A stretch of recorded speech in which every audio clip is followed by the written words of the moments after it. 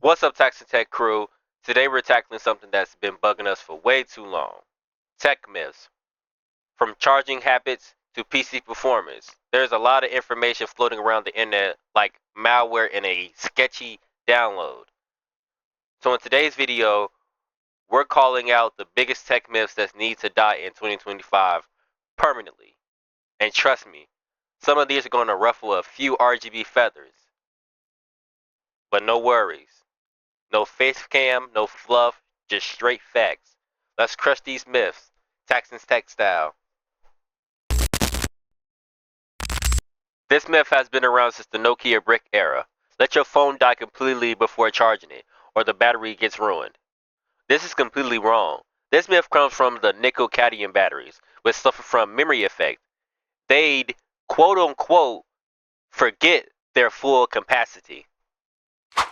Modern smartphones use lithium-ion batteries. These don't have memory issues, but they do degrade over time when they're stressed. And letting your phone hit zero is a huge stress. Charging your phone from 20% to 80% keeps your battery healthy way much longer. So some phones even include softwares that limits charging to this range automatically. So no, you're not doing your battery a favor by running it to zero. You're just killing it faster. I've seen and heard a lot of people say, my phone has 108 megapixels, bro. That means it's better than your 12 megapixel iPhone. Yeah, no. That's like saying a car is fast because the speedometer goes to 200 miles per hour. Image quality isn't about raw megapixels. It's about sensor size, light processing, and lens quality. And most importantly, software. Pixel binding is also a thing that 108 megapixel sensors often binds down to.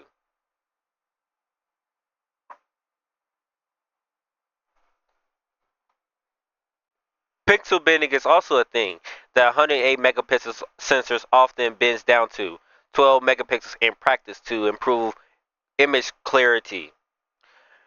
Your flagship iPhone or Pixel has image processing so advanced it'll stomp a budget 108 megapixel phone into the ground. This used to be true back in the days of XP and Vista. If you didn't install any antiviruses like Norton, AVG, or McAfee, you were toast. Fast forward to 2025, Microsoft Defender is now built in, always updated and ranked among the top antiviruses engines by independent labs. Unless you're downloading shady torrents or clicking every pop-up that says your PC is infected, Defender has your back. Most third-party antivirus programs now slow your PC down even more, nag you with upsells, or even worse, sell your freaking data. This myth is technically outdated. Modern laptops like MacBooks and Dell XPs and ThinkPads are smarter now. Most laptops now in 2025 support battery preservation modes. When you keep them plugged in, they stop charging at around 80%, or they manage charging to avoid heat damage. Apple's macOS even learns your usage rates and schedules charging cycles.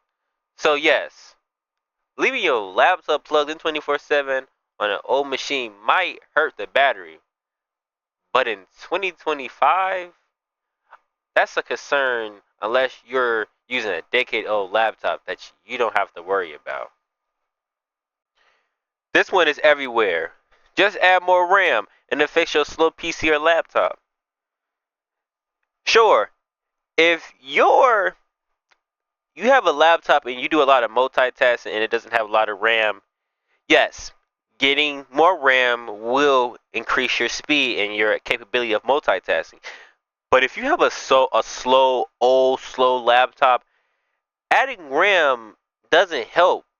Beyond a certain point, more RAM does nothing if you don't actually need it. For most computers, 16 gigabytes is the sweet spot for most users. If you're gaming, doing office work, or editing 1080p video, that's your sweet spot. Now, if your PC is still slow with 16 gigabytes or more, the bottleneck is probably your storage, not your RAM. Switch that hard drive out for a SSD. and watch the speeds triple. But don't forget to mention though, if that doesn't also fix your problems, you also got to keep in mind of what is the actual hardware of your computer. Are you running old computer hardware? What is the GPU? What is the CPU? Are you running on integrated graphics? Can you upgrade? These are things you got to consider when trying to upgrade certain things. Just get the biggest PSU you can afford, bro. Not quite. Unless you're running a high-end graphics cards like a 5090 and a power-hungry CPU with custom water cooling and 10 drives, you don't really need 1,000 watts. In fact, running a high wattage power supply on a low power system can be actually less effective and generate way more heat. Most mid-range gaming rigs work fine with 650 to 750 watts of power. Make sure y'all getting things that says 80 plus bronze, 80 plus gold, 80 plus platinum. Those are great power supplies, and that's the efficiency rating that you want to get. Why you want to get those? They're the most efficient, they're the most reliable, and the build quality matters way more than just raw wattage. You want to get something that's going to last you and that's not going to blow up your PC. Most people upgrade their PCs or their phone every year. You really don't need to.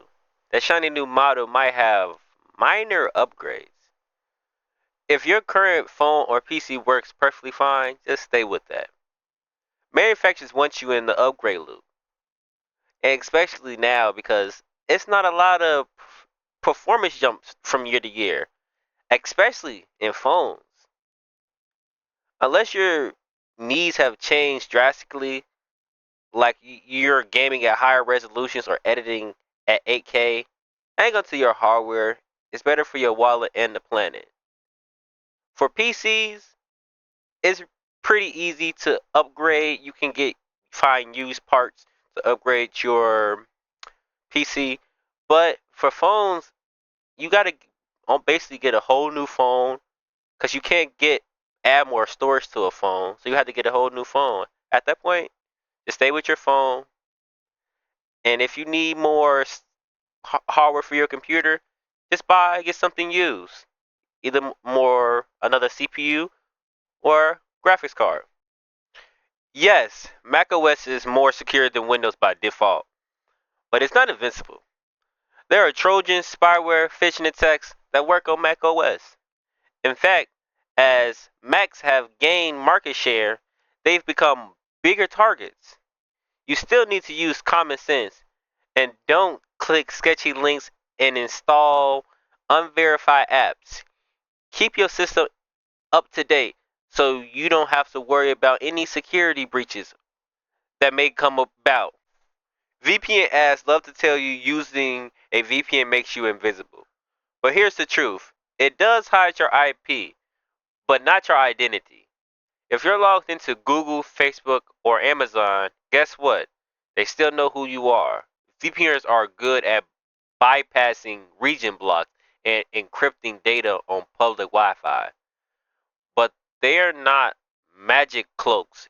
If you're doing shady stuff and think a VPN makes you safe, think again, bro. Swipe up to close every app. We all done it. But in most cases, you're actually using more battery, not saving it. iOS and Android are designed to manage background apps efficiently. When you close and reopen an app consistently, it uses more RAM and CPU cycles than just leaving it in the memory. So unless the app is malfunctioning or actively draining battery, you're better off letting your phone handle the background stuff by itself. Alright, Tax and Tech crew, we just roasted 10 tech myths that need to die permanently in 2025. If you learned something new or laughed at a myth you used to believe, don't sweat it. Tech moves fast, and we're all just trying to keep up. Drop a comment with your favorite myth or one we missed, and smash that like button if you want a part 2. No face cam, no hype, just the real straight facts from Tax and Tech. Catch you in the next one, guys. Peace.